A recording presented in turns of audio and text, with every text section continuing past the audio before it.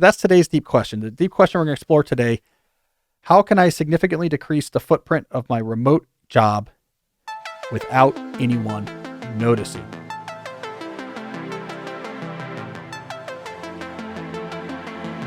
I'm Cal Newport, and this is Deep Questions, the show about living and working deeply in an increasingly distracted world. I'm here at my Deep Work HQ, joined as always by my producer, Jesse. Jesse, we're coming up to a milestone, a random milestone for the show, but one nonetheless. 10 million downloads. Really? Yeah. Wow. We'll be there in a month or so. That's a lot.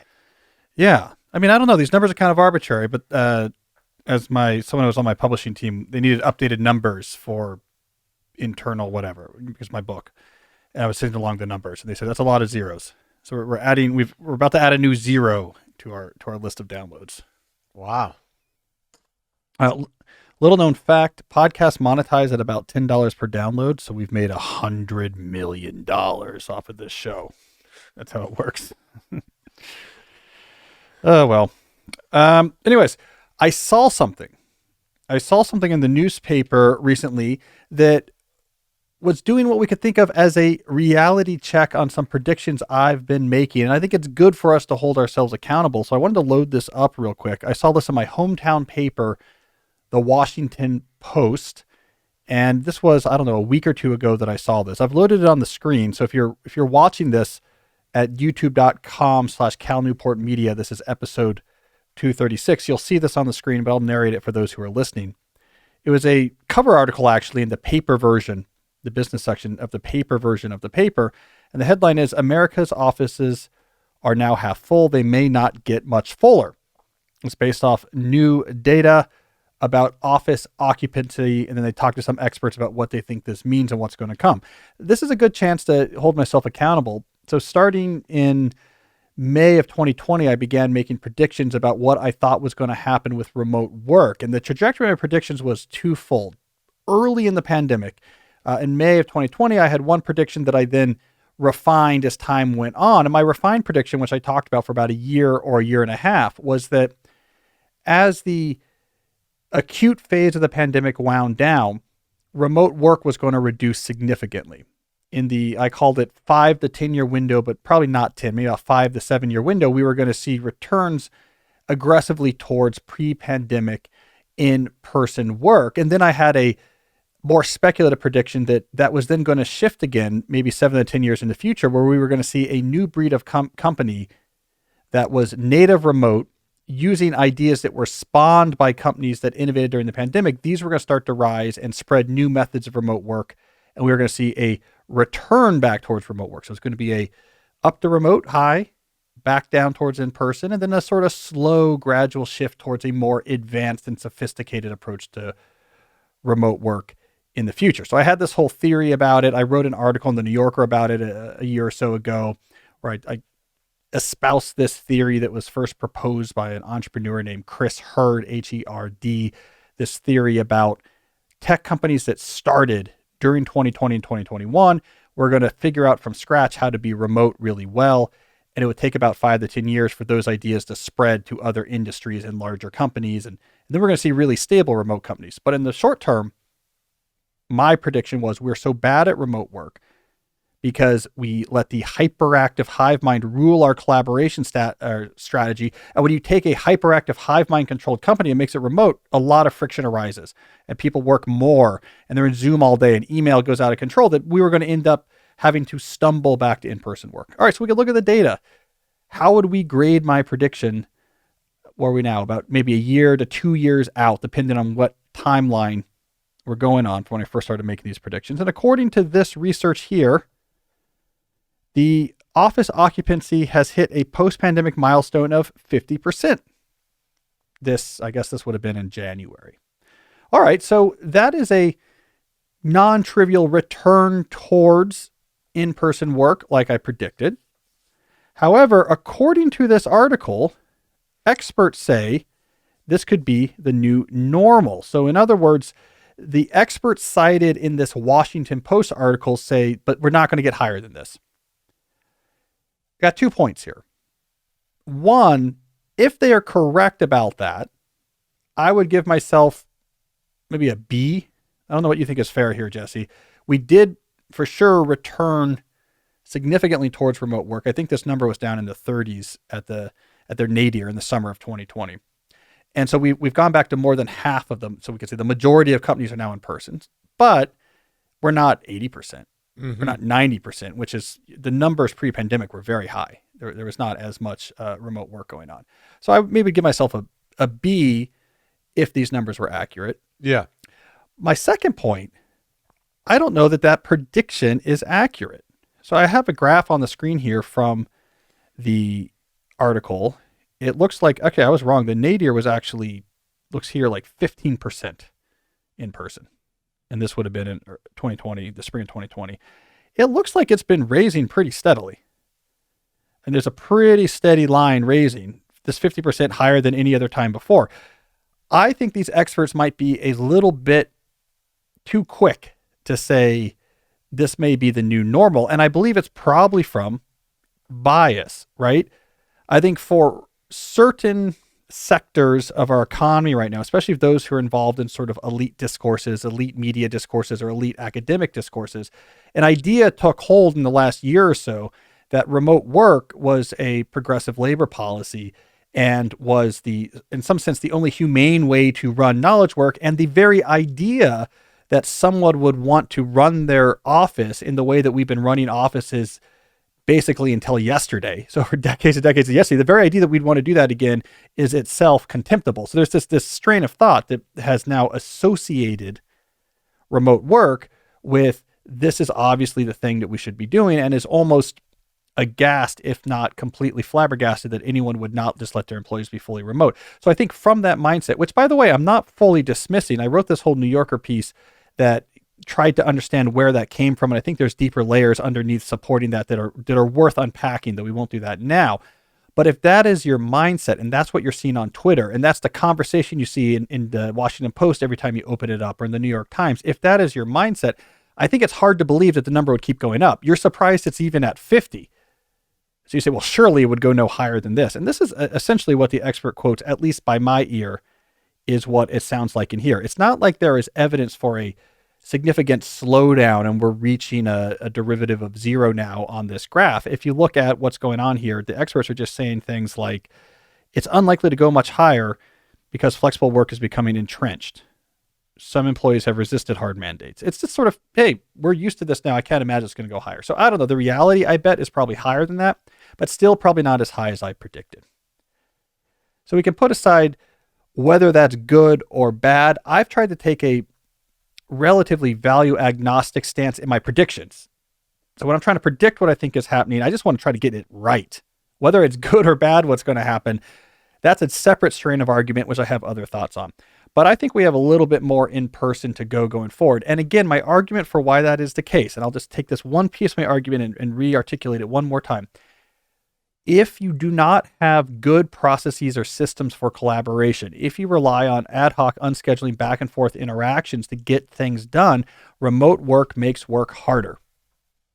You get rid of the incredibly efficient, impromptu, let me grab you after a meeting or in a hallway type discussions. You lose transparency in the people's workload or evident exhaustion.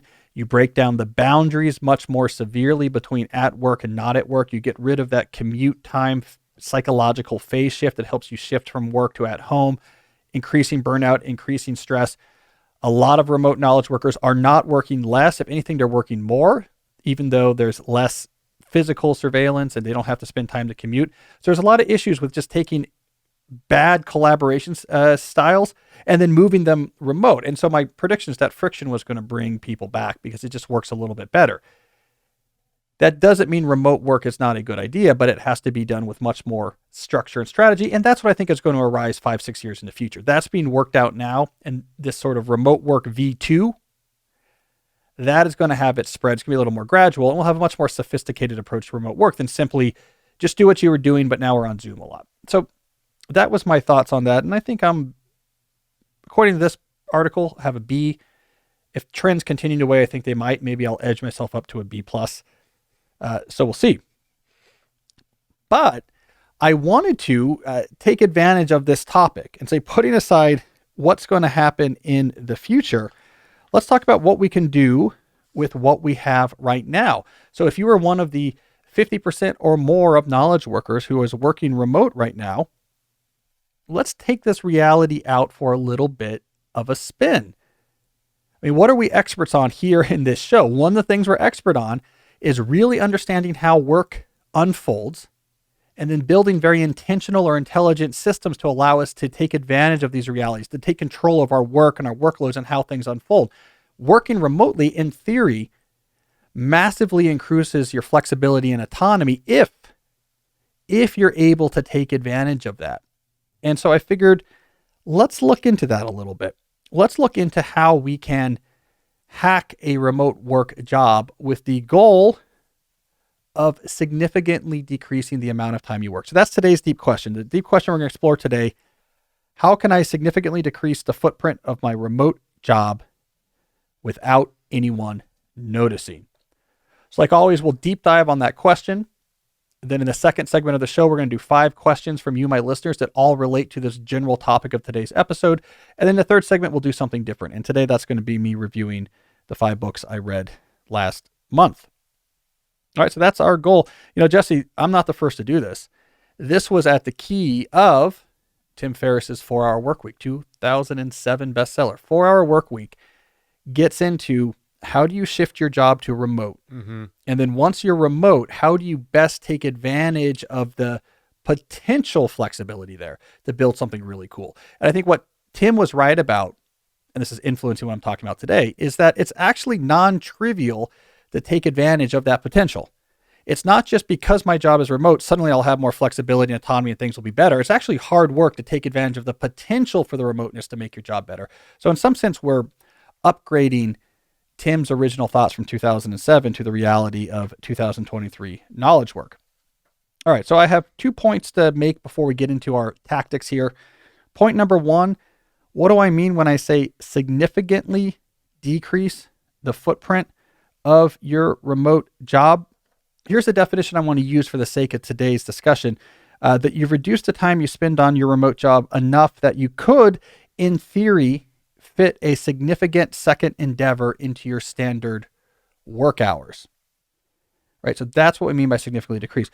What are examples of the type of significant second endeavors that you could put in? Well, there's always what we've talked about on the show before, the phantom part-time job. This is where you're essentially working on something else at the same time that you have your normal job. You have some side hustle that you're putting some time into. Now, we've gotten feedback on this before that in a lot of professions, there's some ethical issues around that. But for a just in case or a for instance, I think this is a good example of the magnitude of time we're talking about saving here. That significant second endeavor could be a personal pursuit, something very important that you're doing in your own life that is non-professional. So you are Rich Roll style while he was still a lawyer and training to do his Ironman endurance events, right? Or you're building a massive animatronic Halloween display that's going to move and walk down the street. Just bringing this up from a friend. It's definitely not my intention, but something that takes a lot of time. I've seen some of these guys on YouTube. It could also be just you want a lot of cushion because the pandemic was exhausting and you have young kids and you just want to be able to, like Ginny Odell, just sit outside in a garden for a couple hours on a semi-regular basis because we don't have to be pushing it to the limit all the time. And that exhausts us as humans. It could even be mastering a new skill that is relevant to your current job. What I'm going to do is free up a lot of time, which I'm going to use to master this skill that if I bring it to my current job, then I'm going to be really killing it, right? I am going to learn this advanced machine learning modeling language and come back with the ability to completely overhaul the way our client recommendation systems work. So this is going to take me months of study and it's going to take a lot of time, and I can do it because I have freed up a significant amount of time. So that's what I mean. That's the goal. That's how much time I want to talk about freeing up here. Point 2, this is not quiet quitting. Quiet quitting reduces the time and the amount of things you get done. It reduces the time you spend working by disengagement. It says, you know what? I'm working too hard, and so I'm going to work less hard because I don't owe you work that's hard. I don't owe you that magnitude of hard work. So quiet quitting is you pulling back essentially what it is you're offering to your employer. As you'll see with the advice I want to give, this is actually quite different. We're going to be squeezing out inefficiencies. We're going to be squeezing out wasted time. Time waste that was injected into your life because of the negative externalities of remote work, that when you reclaim that back, you're not actually reducing the amount of useful work you're able to do for your employee. You're just reducing the amount of time that same good work requires. So this is not about you saying, wait a second, I'm giving you too much. I'm now going to do less. What are you going to do about it? It is, we are doing this poorly. If I get rid of the wastage, I'm still getting the same work done, but I'm done at 2. So I'm going to build a giant animatronic Halloween display outside of my house. All right, so those are my 2 points. All right, so given those 2 caveats, I have a collection of ideas here. Let me look at my notes. 5 ideas. If you're a remote worker, how to significantly decrease the footprint of your remote job without anyone noticing. All right, idea number 1, create synchrony traps. Now, this is new terminology for an idea that you hear in different forms all the time in this show, but it is a critical idea nonetheless. Your number 1 enemy to significantly decreasing your time is the need to have to monitor back and forth communication throughout all your business hours. So if the way your collaboration unfolds is through back and forth Slack and email, it is very difficult, for example, for you to stop work at 2 to go work on your giant animatronics, because there's all of these ongoing conversations that you keep having to dip back into. In fact, you probably have to keep dipping back into those beyond normal work hours and into the weekend. So we have to kill as much as possible the need to have these unscheduled back and forth conversations at the core of your collaboration. You need to defer these asynchronous conversations to easy to access synchrony. A few ideas I've mentioned before. Number 1, office hours. I'm a huge advocate of this. Every day, this hour, my phone is on, Zoom is on. I monitor this very specific Slack channel. It's like my name office hours. And you just tell people as soon as an email or a conversation looks like it's about to instigate a long back and forth discussion that's just going to happen asynchronously and haphazardly, you say, let's get into this. Any one of my upcoming office hours, just swing by, shoot me a call, jump on Zoom, and we'll go back and forth and figure this out. You could probably defer 50% of what would otherwise be ongoing asynchronous conversations. 50% you could defer to these pre-scheduled office hours and dispatch with them. And again, if we want to clear up a lot of time, we have to concentrate when this interaction happens. Standing group meetings is also important. This is an idea that's adapted from agile methodologies where they have this standing meeting every single morning. You don't need that, but if you work in a team or a group, have twice a week a standing meeting, 1 hour long, where you deal with all your group issues. And you should have a shared document where people write down as it occurs to them things that need to be discussed, decisions that need to be made, questions that need to be answered. They write it into the shared doc. And when you get to your next standing group meeting, you just go through that thing. All right, I wanted to ask you about this, and what about this, and what are we doing about this? Can we check in on this? And I'm worried about that, and what happened to this report, and who's working on this, and what do you need? And everything gets taken care of. That's like another 30% of your otherwise asynchronous, haphazard, back and forth email conversations. Another 30% are out of your inbox and out of your chat channels if you have a standing group meeting twice a week. Finally, ad hoc processes. This is the core idea in my book, A World Without Email. Collaboration happens on a regular basis. You should have a process that everyone agrees on and everyone had a part in constructing that explains how information moves and how you communicate and prevents you from having to have unscheduled messages. So if something happens a lot, you eventually have to bite the bullet and figure out that system where there's a shared spreadsheet and you update the cell when you've updated the file, and the file goes into Google Drive somewhere, and on Wednesdays is when the designer takes the file and edits it and whatever. You figure out those processes that prevent you from having to wait until a message comes in and then send a response. So synchrony traps, critical. All right, idea number 2. Control your meeting availability. You are still, in most knowledge work jobs, even after you put in place sufficient quantity of synchrony traps, are going to have one-off meetings. Hey, we need to talk about this new initiative. This client wants to have a conversation. Your boss needs to go over the new marketing request. I mean, these one-off meetings are, of course, unavoidable. If they can just metastasize all over your schedule, all over the place, that is the other major killer of the ability to reduce the footprint of your job. You want to leave at 2 to work on those animatronics, but there's always that stupid 3 o'clock meeting that shows up. So we have to control the meetings, but we have to do so in a way that does not make you seem like a time miser or a curmudgeon, because that just annoys people, and then they're going to throw more meetings at you just because you're on their nerves. So how do we do this? How do we control when our meetings happen without being annoying? You become overly helpful in setting up meetings. You have a scheduling system that's incredibly easy to use, and all of your availabilities are in it, and you just have to click a button and you're good to go. That meeting, you'll be there. That meeting is booked.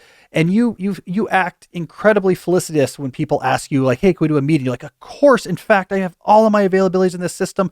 You just, any time that works for you, you just click on, whenever is going to work best for you. And if you need to coordinate with Bob, you guys just figure any of these things. I'm open all these times. I want to, let's definitely meet. I've got the best system. I'm Mr. Bring me into a meeting.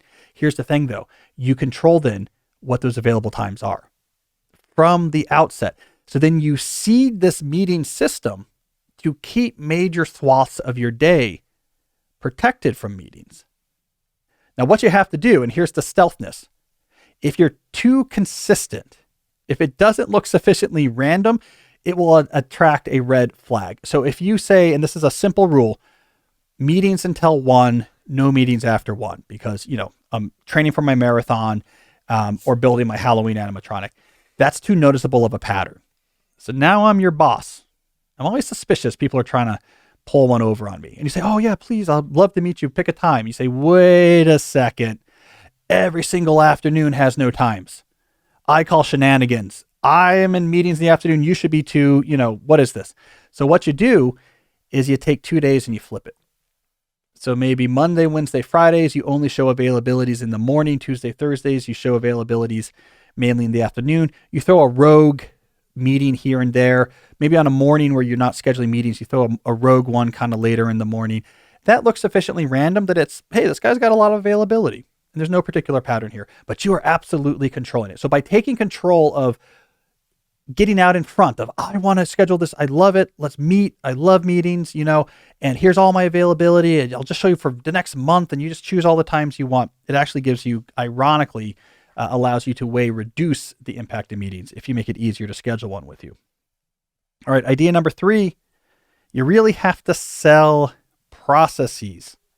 So we mentioned this in the synchrony trap, that any type of collaborative work you do regularly should have some sort of system or process in place. Well, idea 3 says you should really focus on selling this to the people you work with.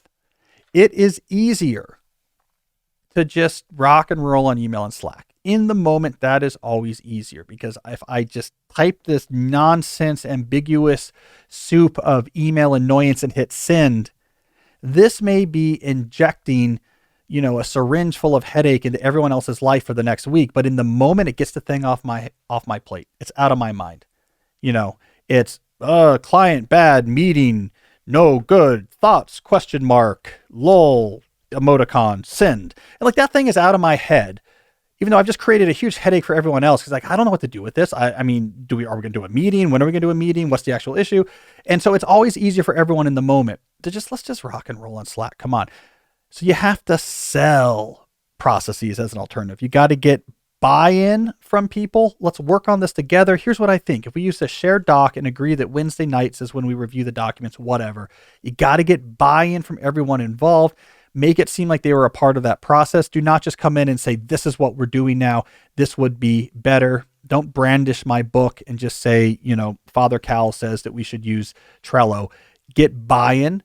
That's part of selling processes. 2, offer escape valves. Psychology 101. People are worried about processes that move them away from the hyperactive hive mind because they will come up with scenarios. Hey, we have this system now where we process client requests on Tuesdays and Thursdays. But what if a request comes in on a client on Monday that says, I'm being held hostage by a terrorist that has surrounded the local orphanage with a bomb and will explode it unless within the next hour we get responses to this doodle pool. And they're really worried about these scenarios. And if we have to wait till Tuesday, the orphanage blows up and all the kids die. So what you do is you say, yeah, but we have an escape valve. Here's my number. It's my cell number. It's with me all the time. You just call that. If there's something that we have to get out of the process, something is urgent, we got to get out of here. You just call that number and I'll answer it. So you don't have to worry. We will save those kids. They will never call it. No one wants to call. They're like, I'll just wait till the next meeting. But it gives psychological cover. Even if something bad happens, this process won't force us into an unforced error. So escape valves are a great part of selling processes. So you don't just need alternatives to the hyperactive hive mind. You got to put in a lot of effort to sell them to the people around you, the people who are going to use them with you. All right, idea 4, trade accountability for accessibility. All right, so this is where you're essentially making a trade. And it's not a costless trade. There's some risk here. But you're making a trade with your employer where you say, I'm going to work on this important thing. My success or failure on this effort is going to be easy to measure. So if I fail, you know it, and we'll have a problem. But if I succeed, it'll be good. And so I will be accountable for this. But you're going to have to give up some accessibility. I am going away to work on this big, important thing. And if I fail at it, then maybe I'm going to have some issues at this job. But as long as I'm succeeding, you're going to let me go off and do this thing. So one of the nice things about the alternative of just being plugged into the hyperactive hive mind is you don't really have that accountability. You have this sense of stability. As long as you're willing to just, I'm in here, I'm jumping on Zoom, I'm doing doodle polls, I'm answering emails in Slack. And it just seems like, look, Cal is here. He's busy. He's always involved in things.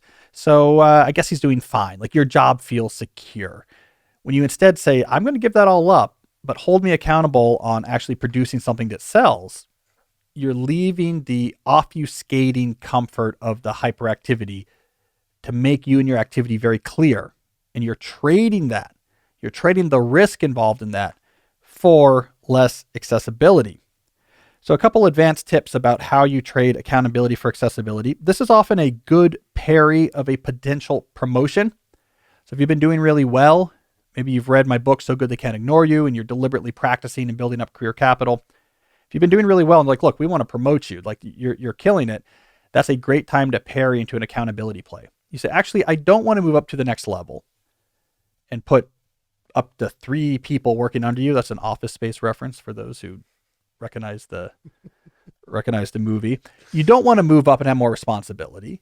But you do want to get some return off of this career capital that you've acquired. This is a great parry. No, I don't want to take that next management role. What I want to do instead is really focus my attention on this type of work that we do. And we'll set up a one-on-one relationship with one particular supervisor. I'll check in every week and here's how it's going to happen. And you've just freed yourself from the normal flow of 7 different projects and all the different meetings and communication that comes with it. Another advanced tip ties extra salary to performance. So it's a way of saying, if I do really well, I get paid better. That's a better way for your salary to go up in some circumstances than instead just, again, doing a generic promotion where I have to work up this ladder and have the salary increase with the hyperactivity of my life. Instead, you say, if I kill it, I'll kill it in my salary. And if I don't, I might have a tough year. People like that. They feel like skin's in the game. Somehow from the employer's perspective, risk seems mitigated.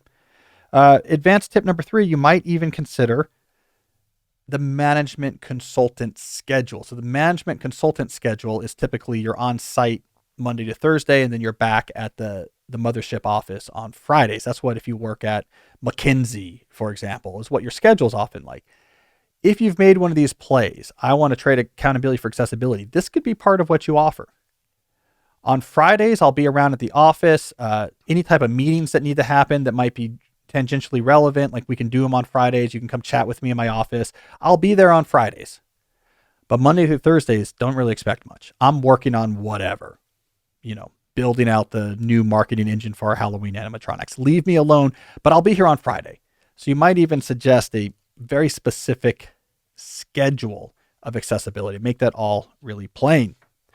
All right, now idea number 5 for significantly decreasing the footprint of your remote work job: crush one thing per month. Systematic, deliberate, relentless, deep work, day after day, maybe just 1 or 2 hours a day on something really valuable. So on a regular basis, you're actually producing something great. Why is this important for gaining more time? Because you get so much breathing room. They give you so much rope to work with when you're crushing it. When you're producing really great stuff, you gain much more autonomy over how your job unfolds. If you're, by contrast, unreliable, if things fall through the cracks when they hand them to you, if you haven't really done anything of note in the last 2 or 3 years, you're under suspicion and the leash is going to be tightened. And every time you're late answering an email, every time you go an afternoon without them hearing from you, they get more and more worried and suspicious. And what is this guy doing? Is he building animatronics? What's happening here? But if you're crushing it every month, they're like, this is great. Cal's on it. So ironically, by working harder, at least on one project a month and giving intense attention, you can actually reduce the total amount of time you have to work. My friend Adam Grant, the Wharton professor and business author, calls these idiosyncrasy credits. If you do things really well, you gain the ability to be more idiosyncratic about how you work. If you're not doing things really well, you lose those credits. And so if I'm super valuable and I want to focus on just one area and only come in on Fridays and have these weird processes for the few other things we do, if I'm killing it, you're like, whatever. If I'm not, you say, yeah, right. So you kind of earn your way. You'll work your way into working less. Now, I think the issue people often have here is they do the first part.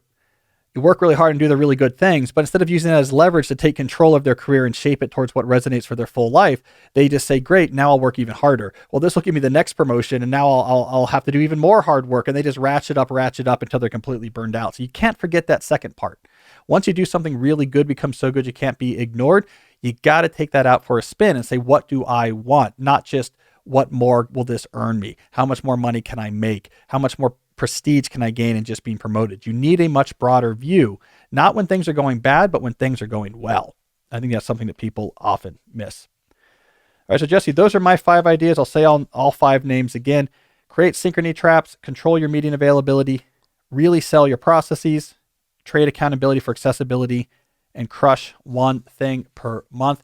You do those things if you're one of the 50% who has a remote job right now, and you can, if you want, significantly decrease the number of hours during the standard workday that you're spending actually dedicated to that job. That's really solid advice. Well, I like that a lot. It's interesting. Tim's book, what he focused on, and I talked to him about this when I interviewed him for his show. So I interviewed him and then we aired that on his show. Yeah. One of the things we talked about is that section of his book got really out of date for a good reason. Most of the advice is, how in the world are you going to convince someone to let you work remotely? That was like the challenge in 2007. Yeah. How in the world am I going to convince someone to let me not be in the office? Today, that's not the problem at all. That if it's not a default, it is obviously now a very well understood mode of work, because, 2 years ago, according to that graph, 85% of people were working remote in the knowledge sector. So like that whole challenge of how do I convince people that remote work is even feasible, that whole challenge has been solved. And so now we can actually put all that planning and hacking energy into, so what do I do with the remote job? Mm-hmm. So we're making progress. And then establishing the front end with the definitions was helpful. Yeah. To like grasp it all. Yeah. Like, what are you actually trying to do? Yeah. Yeah. Yeah. What do we mean by this? So there we go.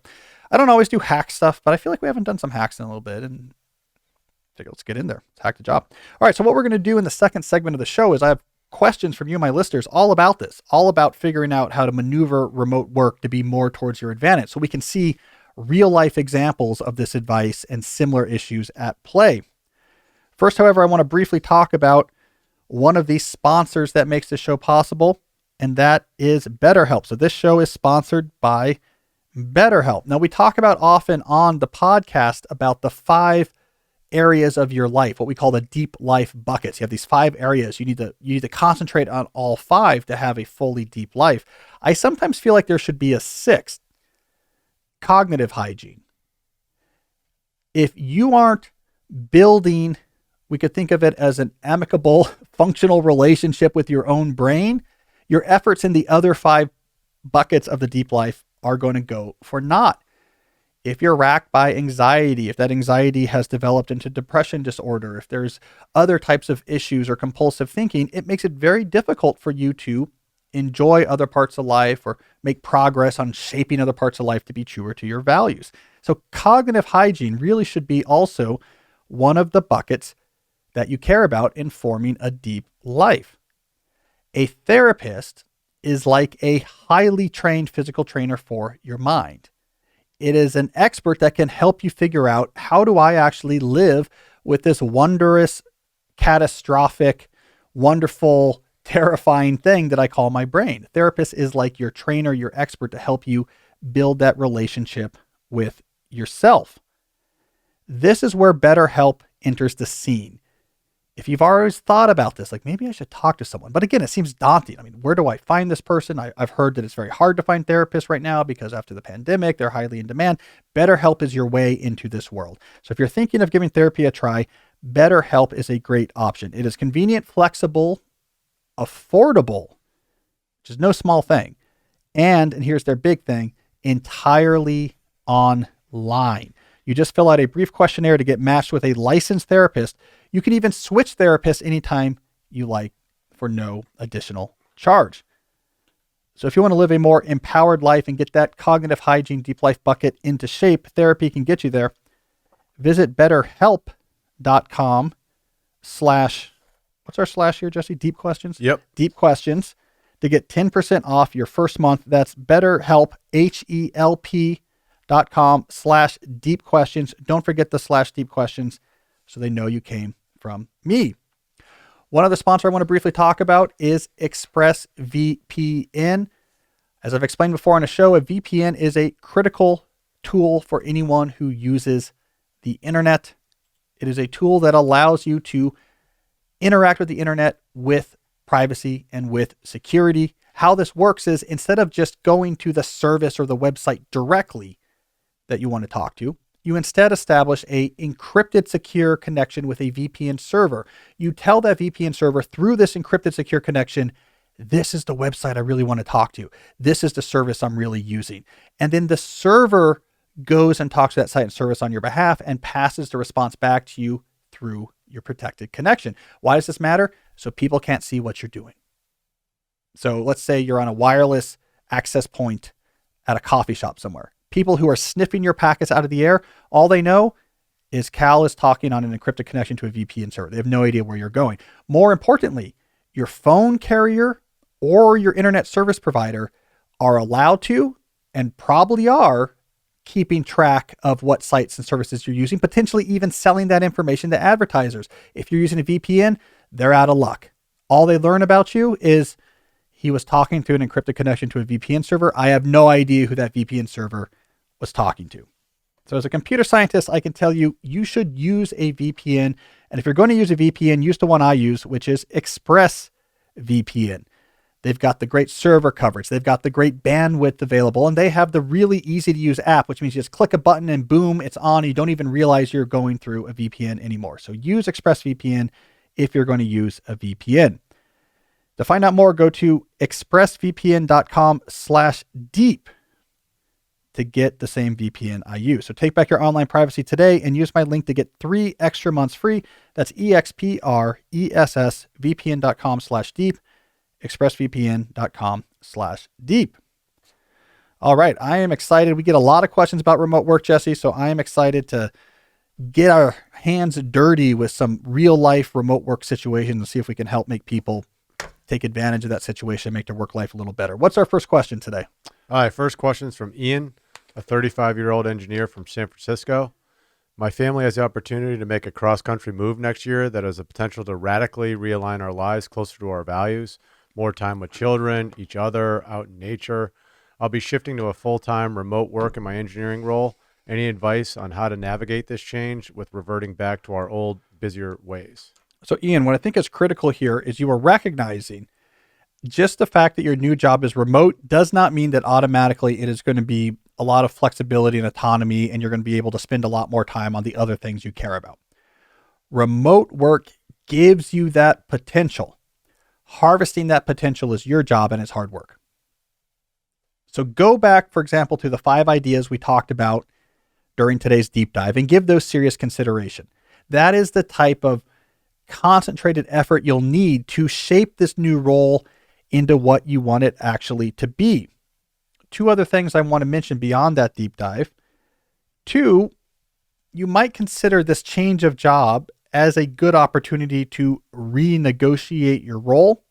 So we talked about during the deep dive that a promotion, for example, was a good time to renegotiate towards an accountability versus accessibility type shift. So gaining more accountability to lose the need to be so accessible.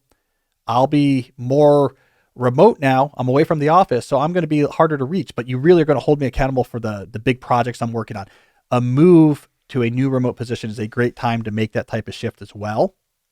The second point I want to make here goes a little bit off book because I'm drawing from the full version of your question. And in the full version of your question, you mentioned that your spouse is a professor at an R1 research institution. So this move is actually being driven by your spouse going to a new academic job. So that's an in-person job. So you shifted remote so you could follow them to that job. They're at an R1 university. If your interest is, and I'm reading this here, to spend more time with your children and with each other and out in nature. The other thing I would suggest as soon as you're making this shift, and this is a little bit of insider baseball for non-academics, but I think it's important, is set your cost of living such that your spouse does not have to take summer salary out of grants. I made this shift 3 or 4 years ago, and it was phenomenal. And you guys, I want you to try the same thing. So what this means for people who are not academics is most research positions at an R1 research university, if you're a professor, they'll pay your salary for 10 months. The other 2 months of the year, typically June or July and August, that's your summer months. Now you can either not get paid during those months, or you can get research grants where part of the money in your budget for that research grant is to pay your salary in those 2 months. If you do not do that, if you do not ask for summer salary in your research months, you basically have that time to yourself. No one is paying you, and so they cannot expect much of you. And you'll see this. Universities are pretty good about actually following this. There's not meetings and committees and things happening in the summer because that's your time. So that's my other suggestion. If you are following my advice, Ian, and gaining a lot of flexibility and autonomy and significantly decreasing the footprint of your remote job on your life, if your spouse can do this with his or her summers, you combine those 2 things and it's going to unlock all sorts of cool adventures or way more time together with your values during those summer months. So that's a extra bespoke hack that I want to add on to your shift that you're doing here. All right, let's keep rolling. All right, next question is from Catherine, a 33-year-old office manager. I'm the office manager at a small remote company. As the office manager, a lot of my work is reactionary, involves being available for people most of the day. For instance, my bosses ping me anytime something comes to mind. How can I practice deep work at my job? All right, well, Catherine, first of all, I don't know if deep work is the right thing to be talking about here, in the sense of an office manager position might not require regular extended periods of unbroken concentration. It's not really in the job description. That doesn't mean, however, that you should be forced to sacrifice yourself to the travails of the unbridled hyperactive hive mind. So in my book, A World Without Email, I talked about this specifically. I broke knowledge work jobs up into multiple different categories. And this was one of the categories I talked about. I called it support, but mainly what I meant by this is the major part of your job description is reacting to requests that come in and trying to satisfy them. And what I said in email, the goal there is not to get very long periods of time where no one bothers you. The goal there is to achieve a workflow in which you can execute one thing at a time without interruption. So I'm doing this thing someone asked me to do. fully until it's done. And now I can expose myself to, okay, what else is going on? What am I going to do next? And then I'm doing this thing until I'm done. And then I shift on to the next. The alternative to this is what most people in these type of positions do, which is a constant background hum of tending to the back and forth conversations about the things going on or they're about to do while they're actually trying to do the work themselves. And it puts you into this terribly cognitive fatiguing cycle where you're trying to actually execute the tasks that are coming to you as the office manager while context shifting like a madman while you're executing the task because you're keeping up with these conversations about other things going on. Your brain gets completely fried because it can't shoot back and forth like that. And the job becomes exhausting and you burn out. So we don't need 4 hours every day for you to work on your novel, but we need you to have the ability to work 40 minutes on getting this report together before you look at any inbox, before you look at any Slack. So one thing at a time, completing it before moving on to the next. That's how our mind is wired. That is what I want to achieve for you. So Catherine, I'm going to get super tactical here because it's kind of the mood we're in, I think, for today's episode. And took some notes here. I'm going to walk through how you can essentially simulate without any extra visible technology, how you can simulate something like an informal ticketing system to help keep track of all of this incoming in a way that allows you to actually be sequential in how you exercise. All right. So I'm going to walk you through this. Set up a task board using a program like Trello. This is going to be the base of your informal ticketing system. Here are the 5 columns I want you to add to that task board. To process, ready to execute, scheduled to execute, waiting to hear back, and done. Now here's how you're going to go forward. You will check inboxes, be them email, voicemail, if people still use that, or Slack, in between tasks, but never during a task. And if a task is very long, well, then you need to break it up into reasonable size. Like I'm going to break it up into a chunk that'll take about 30 to 45 minutes. And that's one task. Okay. So you're never too far from checking in, but you're not switching away from what you're doing, checking and switching back. So you're only checking in between reasonably sized tasks. Things that come into your inboxes, you are going to immediately get them out of there.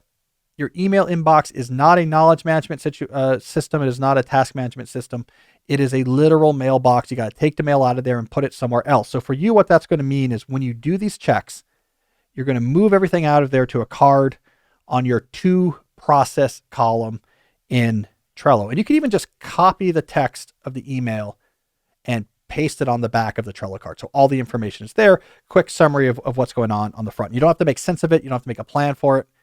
It's in your system. It's no longer in your inbox. All right. So you're constantly grabbing things in between tasks, add them to your to process column. They're going to play the role of a ticket here in our informal ticketing system.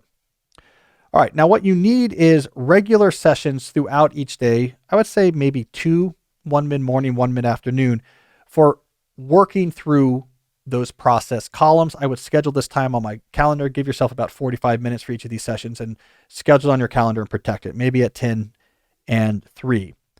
As you go through everything that's built up in the to process column, you have a few options for each item. If it's a very quick thing, someone has a question you can easily answer, or you have to just go on their behalf and add their request to buy paper clips to the list you keep of what to buy in your next order. Just do it, move that card to done. If you need more information from the person who sent you the request, which is often the case, and part of what makes the support roles really annoying is that, the people you work for, the managers, are often need pewter good, and just send. You're like, I don't know what this means. They're just trying to get it off of their head using you as like a reminder system. Very frustrating, but it happens all the time. So you need more information from the respondent. You can request that they clarify, maybe by calling you during office hours. Remember office hours. I always come back to that. If you're an office manager, you should have probably twice a day office hours. You say, just call me, blah, blah, blah, at any of these days, and we'll figure out in more detail what I can do for you. It's all about how I can help you. You got to play that. You got to play that game. Or if you need to send a request to someone else to answer their question, they're asking you, me want computer good. So you have to talk to the IT department about the computer replacement cycle. So if you have to request something else on behalf of them, you're going to move that card to the waiting to hear back column. and you just write right there on the card under the description of what it is, who you're waiting to hear back from.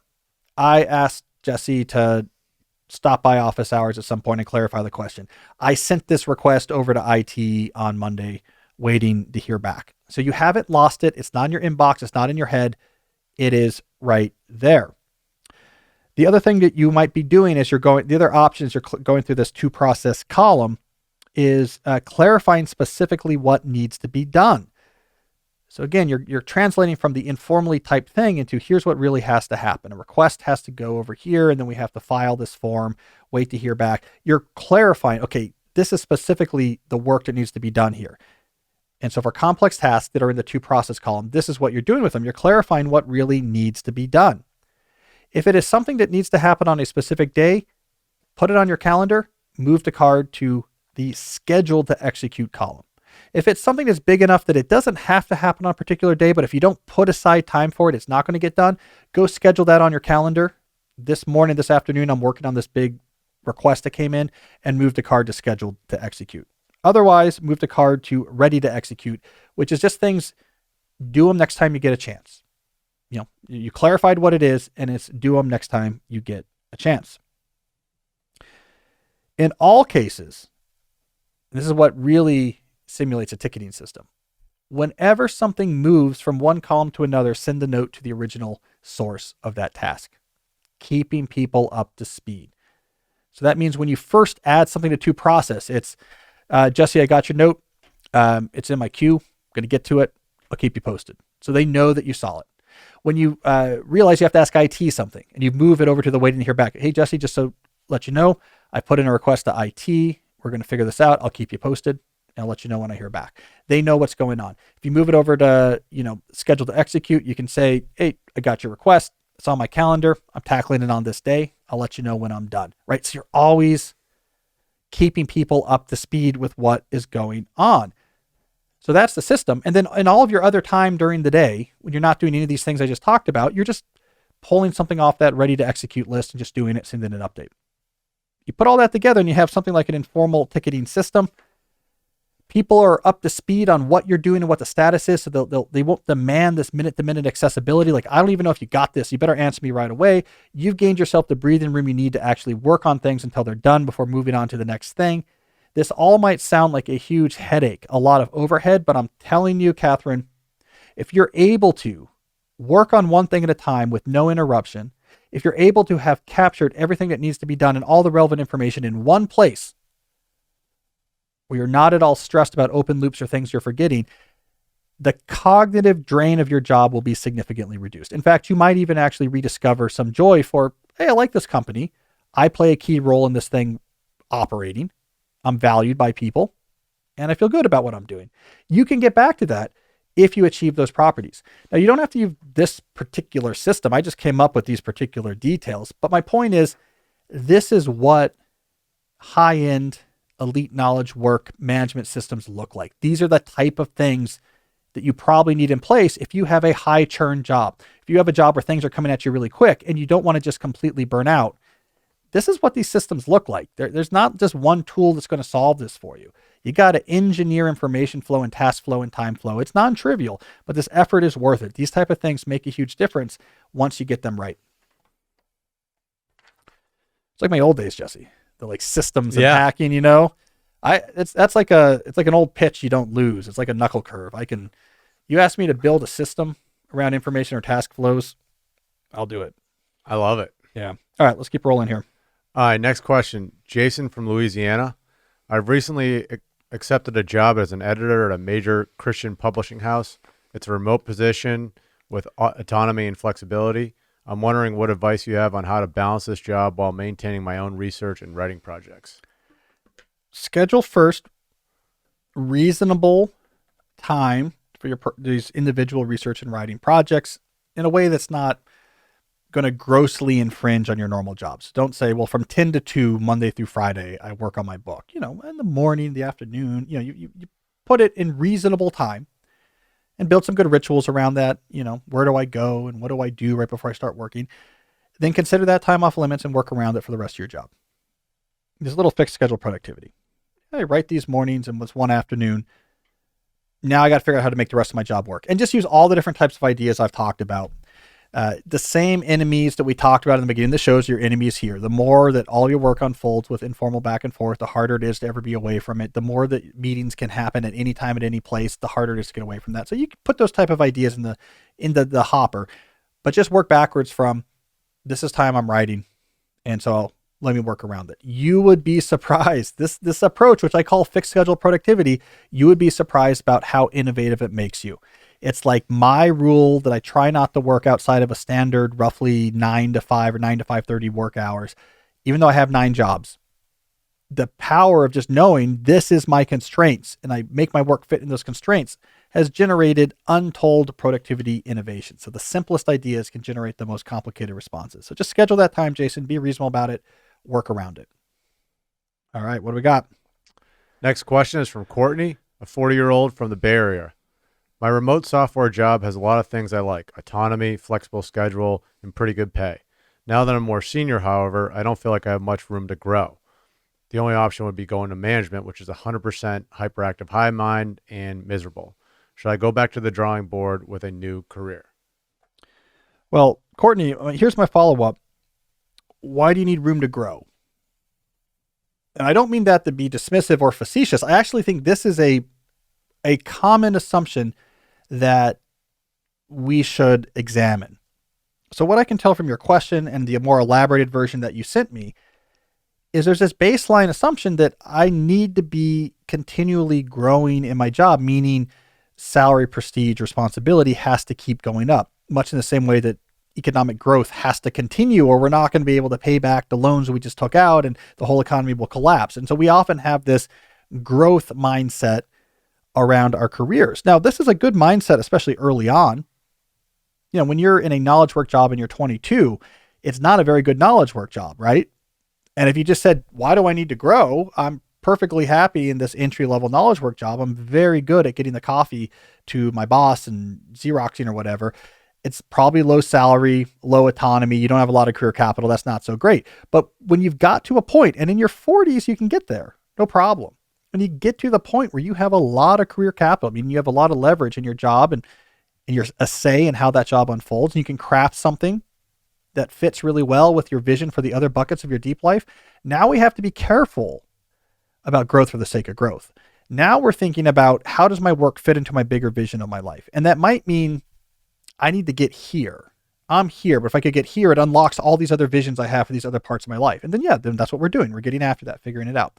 But it might be this is great. I like my job. I'm good at it. It's flexible. It's autonomous. I like where we live. The other buckets, constitution, community, contemplation, I'm developing those. I'm giving more time into those. Maybe my parents are aging and we live near them and I want to spend more time around them, or have young kids or something. It's completely fine to say, this job is great. I love it and it pays well and they like me. And I don't want to go into management and I don't want to start over. Most employers are happy if you're like, look, I just want to kill it at this for a while. You know, I have other things going on in my life and this is really good for me, and let's just do that. So I want you to consider that, Courtney. The Good Enough Job, which is actually the name of a book that's not out yet, I don't think, but I blurbed it and I liked it. I read it and I blurbed it. It's called The Good Enough Job. Great title. Is sometimes the best option, at least for a while. So I don't know if that's your situation, Courtney, but I'm using your question as an excuse to talk about this idea more generally. That the goal is not continual growth. The goal is building a deep life in which each of the buckets is humming close to whatever your vision is for it. And so especially for these sort of high-powered Bay Area engineering type jobs, people get there. They can get there by their late 30s, early 40s and have a lot of flexibility. So consider that, Courtney. Maybe this is just what you do for a while. I think your bosses would probably be ecstatic about it. And I think you're right to not want to go into a management role at a job where that means 100% hyperactive hive mind. I mean, to me, that's the equivalent of, it's a game show where someone says, look, we are going to give you, it's fear factor. We're going to give you this bag with a 50% salary increase, but we're also going to kick you in the groin every hour. Like, I'm not going to enjoy the 50% salary increase if Fear Factor host Joe Rogan who used to be a national kickboxing champion, is kicking me in the groin every hour. I think I'd rather just not have the 50% salary increase and keep my groin less kicked. This is a very important metaphor, Courtney. Very precise. So sometimes getting a promotion can be Joe Rogan kicking you in the groin. That's what I'm trying to say here. That's what everyone has been trying to say. They just haven't been able to articulate it as well. So keep that in mind. Do you need growth? Maybe just chill for a little bit. There's other parts of life that are cool as well. All right. We got one last thing here. It's a case study, not a question. So occasionally someone will send in a question that I think is more, the question itself is actually just an interesting case study of the modern world of work and issues we care about. So I'm going to read this one here. This is from Peter, a 35-year-old software engineer. So here's what Peter wrote. I worked for a remote-only tech company where everything about the way they worked was very intentional. They embraced almost exclusively asynchronous deep work from the CEO down, with a particular emphasis on only work on one thing at a time, only have one top priority at a time. In many ways, it was great. However, everything centered around the company-wide project tracker that served as a knowledge base, a documentation layer, and a status tracker. I could go read the latest draft of the marketing company's upcoming blog post or look at how the backend team was tackling a new challenge. I tried to prune my intake, but it became clear that the people that excelled there were the ones that involved themselves in many things at once. These people were subscribed to many different initiatives across the company and could inhale mass amounts of constant project updates, remember many of the little details about where everything was. In short, hooking into the hive mind was seemingly at odds with the one top priority mantra. I used to think I was good at this sort of thing, but somewhere between COVID and the birth of my second kid, I seem to have lost the ability to keep tons of statuses in my head. I wanted to excel, but I quickly learned that I couldn't keep up and ended up burning out. This was all with a virtually free calendar and lots of autonomy in my day-to-day work. Should I have done something differently? Should this company have structured or encouraged something else? So I wanted to use this as a case study instead of a question because it pointed out something critical about even an intentional remote work environment. So we talked about how to make remote work. Get away from the hyperactive hive mind of things happening with unscheduled back and forth messaging. Tons of emails, tons of Slack, tons of meetings. This company that Peter is talking about actually had accomplished that. I think it's inaccurate. He referred to this behavior of inhaling information from this project management system as, quote, hooking into the hive mind. This is actually different than that, I think, Peter. The hive mind to me is very specific about collaboration unfolding with these unscheduled back and forth messaging. So you have to constantly be keeping track of these things. This was a little bit different. This was making the ability to follow and be a part of many different projects low friction. This is what was going on there. And this points out, even an intentionally designed remote work company can fall into traps beyond the hyperactive hive mind. So the trap that is being illustrated here that I want to just quickly highlight is controlling workload per project, but not the number of projects. So you have a philosophy, and this I think is common, especially in tech-oriented remote first companies. You have a mantra of one thing at a time. It's Scrum boards. Like, this is your task. And when you're done, you can pull another one in. That's all great. But then they don't restrict how many different projects you're involved in. And it's up to you. And like, well, I could subscribe to this one. It's right here in the system. And this one, I could be involved in this one and that one. And no single project maybe has you doing more than one thing at a time, but you have 7 projects. And it's the same as having one project giving you 7 different things to do. And you end up burned out. And if there is no systematic way to control your overall workload, then you're just thrown into a situation where it says, hey, it's up to you, but if you're doing more projects, we're going to look at you a little bit more positively. And then what happens? The young ones with all their energy start to climb the ranks, and the rest of us, like Peter, who were exhausted by COVID and have kids at home, we fall behind. And then you begin to just create the split, and then all the young people, they get promoted much faster. And they start saying things like fire and cap and base, and they shift all of the operations to TikTok, and everyone dies. So that's not great. So this is a common mistake where you feel like you're a smart remote work company, but you're not. You control workload per project, but not project workloads. The other issue, this was not in Peter's message, but I'll just mention it because I've heard about it a lot, is you get too obsessive about the details. I think this plagued a lot of people who adopted agile methodologies like Scrum with their common task boards and standing meetings, is that because engineers like me are sometimes on the nerdier end of the social spectrum, let's say, we get obsessive And then it's, what matters is, as the third degree Scrum Master on an alternative Wednesday, I have to roll 2d12 to see if we're able to advance the pull methodology one more layer towards the Dungeon of Despair. It just becomes obsessing about the rules for the sake of obsessing about the rules. And then that's terrible too. So those are two traps that you can get away from the hive mind, but still be in dangerous territory. So you have to control the overall workload, not just per project, and be worried about obsessing over the details of your systems. They're just a guide to help you get away from constant back and forth. It's not the Talmud. We do not have to pore over the Scrum Master guide to make sure that, we're using the right terminology. All right, Jesse. So that's basically what I have to say about remote work and hacking remote work. So again, if you're one of the people who is still remote, keep those ideas in mind. I like to end every episode with a something interesting segment. We do something different. Today, I'll report on the books I read last month. First, I want to briefly mention another sponsor that makes this show possible. That's our friends at ZocDoc.com. So this is pretty common. Let's say you have a health issue. You don't have an established relationship with a doctor for that type of health issue. Your foot hurts. You don't know a podiatrist. You don't have a primary care physician. How do you find a doctor? A lot of people, especially people my age or a little younger, get stuck. Like, I don't know. I ask my friend, I walk down the street and look for one of those two snakes, Hippocratic snakes biting each other, and just say that must be a doctor's office. Like, we don't know what to do. So we get stuck and we invent annoying words like adulting that explain why we're not actually making progress. What's really happening is it's difficult. This is where ZocDoc comes in. It is a free app. In fact, the only free app that lets you find and book doctors who are patient reviewed, take your insurance, and available when you need them, and treat almost every condition under the sun. You look up doctors. Here's nearby doctors. Here's reviews from real patients. Do they take my insurance? Yes. Let me just book a meeting with this doctor, all through the same app.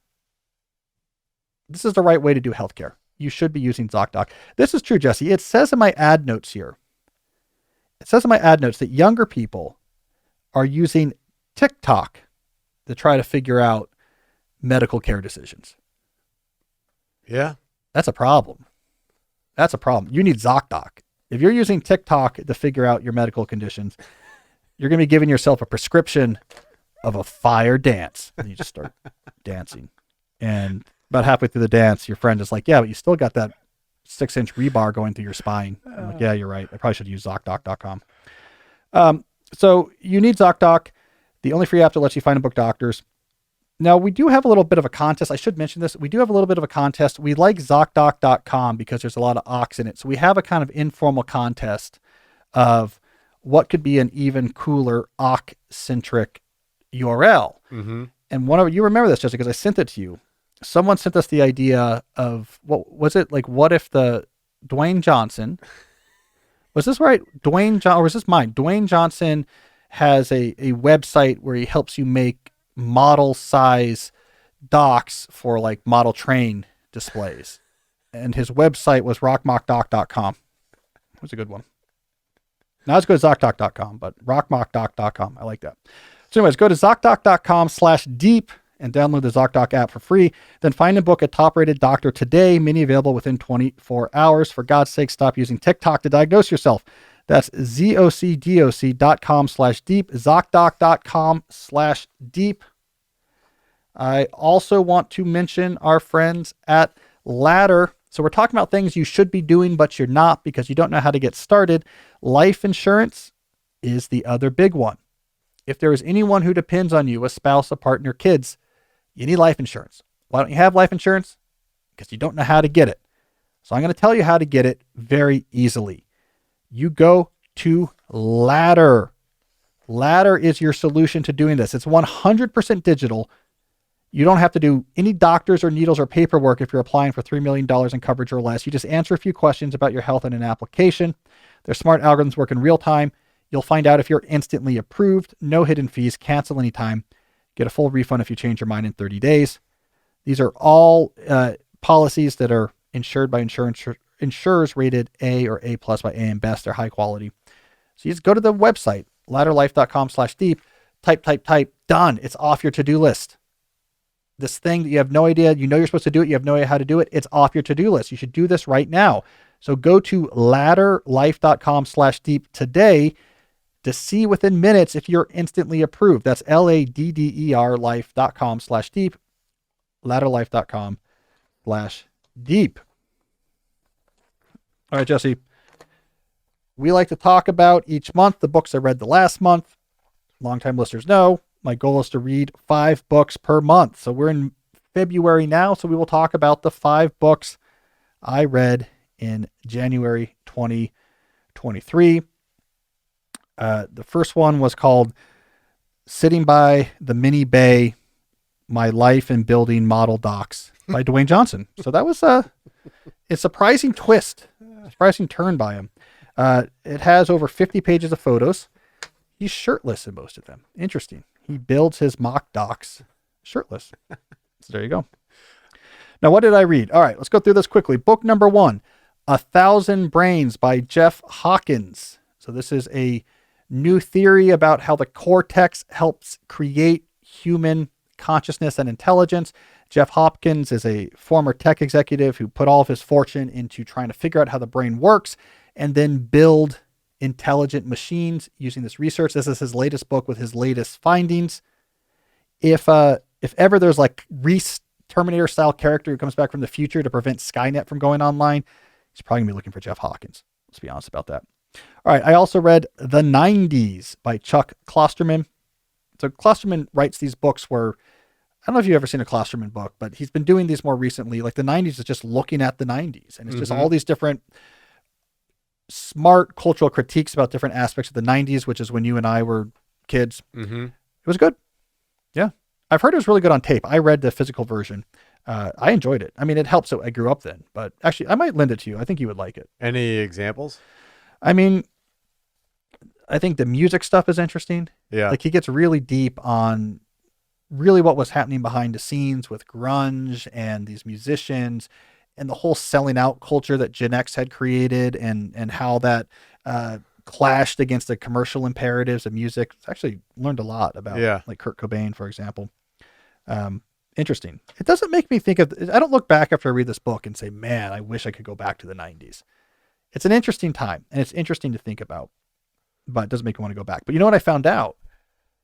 You remember the 70s show? So when we were growing up in the 90s, there's a show called The 70s Show, which was a sitcom about life in the 70s. Yeah. Well, now we're 20 or 30 years out of the 90s. They're doing a new show called The 90s Show. Yeah. Because when we were growing up in the 90s, the 70s was as far from us as the 90s are far from people who are kids today. So our childhood is now going to be the target of the nostalgic retrospective show. It was a good time to be a New York Yankee fan if you were. Yeah, late 90s. Yeah. All right. Then I read quite a good thriller, actually. Robin Cook's very first thriller, Coma, from the 1970s. Straight up one of the first medical thrillers. So him and Crichton were both working on this, but Cook was, I believe he got to the punch first. And it's, it's creepy as hell. Like in the end, there's coma patients. They're being put into comas surreptitiously so they could harvest their organs. Not the spoiler alert. Really well written. The interesting thing about it, unlike some modern thrillers, is it's, I don't know, the last third before you get to any actual, I am being chased. Like the first 2/3 of the book is really this new resident sort of starting to unravel the conspiracy and doing investigations. And the main stakes are, her supervisors at the hospital are mad at her, or that if she's not around, she might get in trouble. So and yet it still works. Nowadays, a modern thriller, it's, the second page, the shark is being shot at you from the cannon and you have to kill it with a laser sword. It gets right into it. So different time, but great book. When you read thrillers, you breeze through I'm them? not a fast reader. My wife is a fast reader. When she reads novels, she's like, because I read a lot of nonfiction and write a lot of nonfiction, it's hard for me to speed up. So I'm the guy reading that's thinking, okay, well, interesting. They referenced the computer mainframe in chapter 2, and they noted that it was using hexadecimal, and now we're in chapter 4, and I'm wondering, I'm reading these thrillers like I'm studying Proust, which is probably not the fastest way to do it. When you say you're not fast, are you really fast? I don't read these books very fast. I'm not a speed reader. Or not, I'm not even like a fast reader. I go too slow because my mind always wants to understand everything and fit everything into what Jeff Hawkins at 1,000 Brains would call reference frames. My brain, that book helped me understand my own brain. I have like an overactive reference frame system. Everything I encounter has to be fit into these frames, and I'm incredibly unhappy till it is. So I can't read things fast. I can't have loose ends. I need to, okay, here's this person, here's the building, here's the rooms in the building. Like, it's very useful when it comes time to solve math proofs or write things, but I can't, I'm just physically uncomfortable if it doesn't bother my wife at all. If she's like, oh, I don't remember if like, oh, who is this guy? Was he dead? Or, I'm like, no, I need to know like exactly his, like, who did he connect to? How is this house laid out? So I can't read fast. I mean, you're right. Maybe it's fast compared to, depends on the relative. One more quick question about this. When you read a 10-page New Yorker article, how long does that usually take you? A while. If I read like a standard, because, I always try to read at least one article from the magazine each week when it comes out. Half an hour? Yeah. Okay. Like, I'll read it in the morning sometimes for the kids get up, and it will take the whole time. Okay. And sometimes I'll have to come back to it. Yeah. Because I'm like but I'll come away and be able to tell you everything that happened in that New Yorker article, some of the stylistic choices of the author, and I pulled out like 2 second order theories that we could potentially talk about on the show. So it's like a very cognitively involved process for me when I'm reading. I'm a machine for turning text into connected, internally consistent theories and ideas. Like, that's what I am. I've been like bred in a lab to do that. All right, next. This is not really neither of these are really books, but I just read them back to back because one influenced the other. I read this over Martin Luther King weekend. Was Thoreau's On Civil Disobedience, and then Martin Luther King's Letter from a Birmingham Jail. The latter, of course, inspired by and pulling from the former. So I thought it'd be interesting to read those back to back. MLK's, I think, is much better than Thoreau's. I mean, I get Thoreau's at the time. Obviously it was an innovative thought. Gandhi pulled from it. MLK pulled from it. But it doesn't age as well. Mm-hmm. And in part because he created a world that's been more normalized, so it doesn't seem as retroactive. But it's, I'm not going to pay my tax until my friend comes like 3 hours later and pays for me to get out of my small jail in the town where I'm related to everybody. It just feels very different. And MLK, as a rhetorician, is so good. Just his ability to make an argument and to inject a sort of humanity into it, yet it's still just rock solid. This clicks to this sort of inevitable logic with emotion. I mean, just absolute once in a century type ability. So you read these back to back, and Thoreau, I mean, I love Thoreau. Thoreau's very influential to me, but you see the person who's really throwing the 105-mile-per-hour fastballs MLK there. Mm-hmm. Yeah, not Thoreau. And then the last was, I don't know how many people are going to follow me up on this recommendation. The Feynman Lectures on Computation. It was a book form collection of a series of lectures that Richard Feynman gave at Caltech about computation. And I've pulled from it before for various classes I taught, but I read that right at the beginning of January because I didn't teach last semester.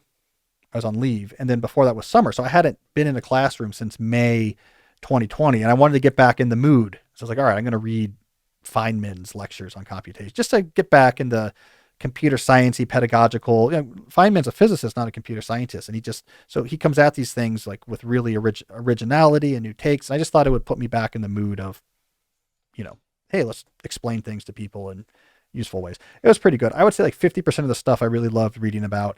20%, I know it so well.